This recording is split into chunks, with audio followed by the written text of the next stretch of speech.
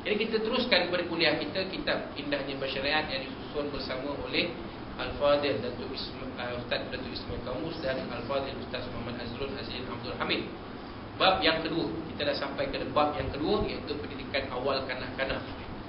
Pada muka surat 13 kita lihat, ya, mutiara kata di situ, kanak-kanak diibaratkan sebagai kain putih bersih yang perlu dibentuk untuk mengenal dan mengetahui hakikat ketuhanan sebagai asas tauhid yang kukuh. Itu berdasarkan hadis Nabi SAW yang dibaca pada awal tadi. Kullu mauludin yuladu ala al-fitrah. Nabi SAW bersabda, setiap anak itu dilahirkan dalam keadaan bersih, tak tahu apa-apa. Dalam memori dia kosong, ya, bukan memori ROM. Memori ROM itu sudah diperoleh sejak dia dalam kandungan ibu dia, ya. Anak-anak kita ni, bila kita mengandungkan dia, bila usia dia masuk 5 ke 6 bulan ke atas, pendengaran dia dah sempurna. Dia dengar apa yang kat luar. Kita bertekak dengan suami kita pun dia dengar. Kita baca Quran pun dia dengar. Sebab itu digalakkan ibu-ibu mengandung ni, apabila dia berehat, dia memasang ayat-ayat Al-Quran, memperdengarkan kepada anak dalam kandungan itu ayat-ayat bacaan ayat suci Al-Quran, zikrullah, selawat-selawat Nabi dan yang seumpama. Supaya apa sekalian, supaya anak ini semenjak daripada kandungan dia sudah terdidik dengan kalimah Allah, kalimah tauhid. Apabila dilahirkan anak ini, maka kita berikan dia, kita pendengarkan kepada dia azan dan iqamah. Jadi maknanya sebenarnya daripada bulan perut lagi dia punya pendengaran dah start, dah mula. Adakah ini teknik yang dimasukkan? Bukan, orang lain. Baik, tak apalah. Jadi itu dia tadi, ya. Maknanya bila anak ini dilahirkan, dia kosong. Random access memory dia kosong. Itu dalam ilmu komputer, RAM tu maknanya random access memory, ya. Ingatan dia yang boleh diisi dari semasa ke semasa itu kosong, tak ada. Yang ada pada dia hanya read only memory, ROM. Yang ini memang melekat sampai bila-bila pun tak boleh, tak limbah. Dia dapat masa bila? Masa dia dalam kandungan ibu dia dapat. Jadi nak mengisi RAM ni, macam Nabi SAW sebut, fa'abawahu, maka kedua ibu bapa dia lah yang bertanggungjawab mengisikan RAM ke dalam diri anak-anak tu, ke dalam minda dia, mengisi maklumat-maklumat tadi. Maka Nabi SAW mengatakan, fa'abawahu yahawidani aw yunasirani aw yumajisani. Maka saya pakai kitab putih sebab tadi tukar kalau apalah, lagi setengah jam kan kita tukar, habis kan kita tukar. Tak boleh pasal dah rakaman dah berjalan. Okey. Fa abawahu yuhawidani aw yunasirani aw yumajisani. Maka kedua pun adalah yang akan menjadikan dia Yahudi, yuhawidani aw yunasirani, menjadikan dia Nasrani, aw yumajisani, dan menjadikan dia Majusi. Kenapa Nabi gunakan agama-agama tu? Ya. Yuhawidani, agama Yahudi, Yunasiranihi, agama Majusi, Nasrani, Yumajisani, agama Majusi. Kenapa? Buku surat 14.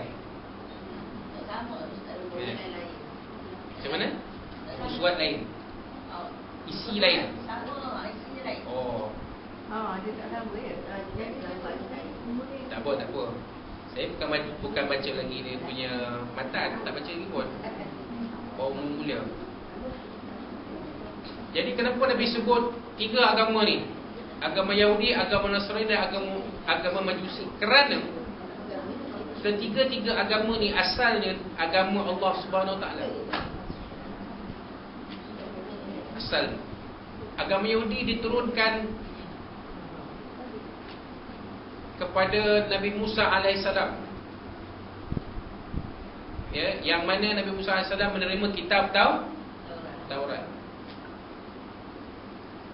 Agama Nasrani ataupun agama Kristian ialah agama yang diturunkan kepada Nabi Isa AS, yang mana Nabi Isa AS dia menerima kitab Injil. Agama Majusi asal-asalnya ialah agama Allah Subhanahu Wa Taala. Kerana dalam kitab suci agama Majusi ada menceritakan tentang akan hadirnya seorang Nabi akhir zaman yang datang, yang asalnya dari tanah Arab. Kalau agama Majusi ni agama yang kat manusia, kalau manusia yang mereka agama Majusi ni, dalam kitab agama Majusi tak sebut tentang Nabi Muhammad SAW. Maknanya agama Majusi itu asalnya adalah agama Allah, tetapi sudah diselewengkan oleh orang yang kemudian jadilah penganut agama Majusi itu menyembah api. Agama Yahudi pun sama juga, diselewengkan. Akhirnya mereka ini mengubah ajaran-ajaran itu mengikut selera mereka. Agama Nasrani pula diselewengkan, dipusingkan. Akhirnya mereka menganggap Tuhan itu ada Tuhan Bapa, ada Tuhan Anak, dan ada Roh yang suci, Ruhul Qudus, Father of God, Son of God, the Holy Spirit. Tiap-tiap satu tiga ini ada zat ketuhanannya. Dia boleh bersatu menjadi Tuhan yang satu. Itu disebut 3 in 1. Yang kita pernah dengar dalam Kristian disebut sebagai Trinity, the Holy Trinity. Seleweng lah, sebab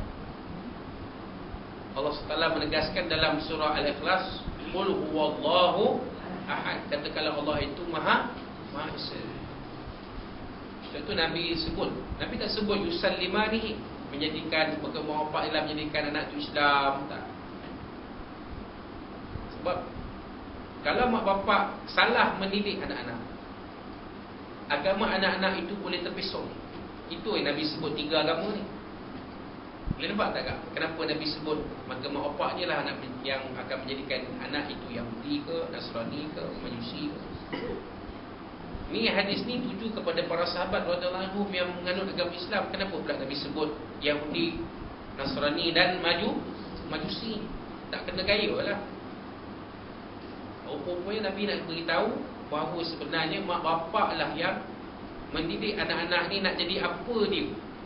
Kalau anak-anak kita ni mak rempit, jadi mak rempit, tengok mak bapak dia macam mana mak bapak dia. Rupanya mak bapak dia pun dulu mak motor. Patutlah anak jadi mak rempit. Tengok anak perempuannya liar, bebas, kan? Ya, tengok maknya pula masa muda dulu tengok macam mana.